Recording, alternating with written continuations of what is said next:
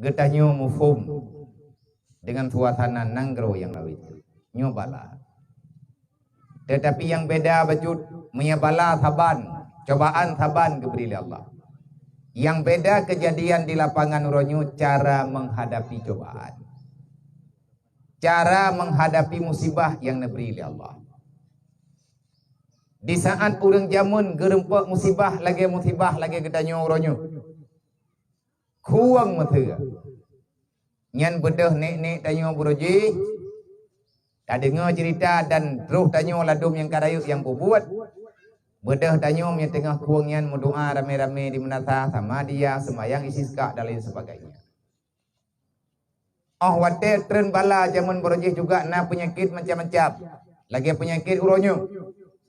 Cuman jenis si berbeda. Na tahun-tahun terjamun.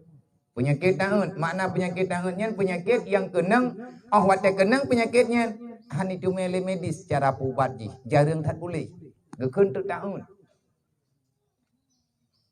Ngan pua boleh. Ngan doa. Ngan saling tolong menolong antar sesama. Pakan lahir penyakitnya. Ate tanyo tengku berutat. Atau ate tanyo yang kelewatan busuk, dengki iri hati antar sesama, Allah Ta'ala keluarkan sedikit bek berat hat antep dalam urang kiamat tengah. Bek berat hat antep ada datang malang kubu. Gepu bala oleh Allah Ta'ala dunianya, menyaik kataba, na ampun dasya bacut, kan ampun mandum. Maka coba, tanyo masyarakat, urang Islam, perbanyakkan istighfar. Baiklah dah tinggalkan sembahyang. Olehnya kita bertatim ibadat kepada Allah. Sempurnakan amal ibadah kita semampu yang kita lakukan. Jangan ada lagi saling tuding, saling menyalahkan karena tidak selesai masalah. Yang ada bertambah-tambah masalah, yaitu dendam.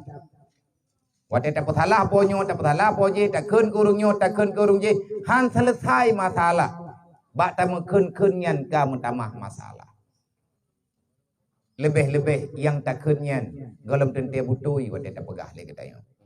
Alamin wallahu a'lam.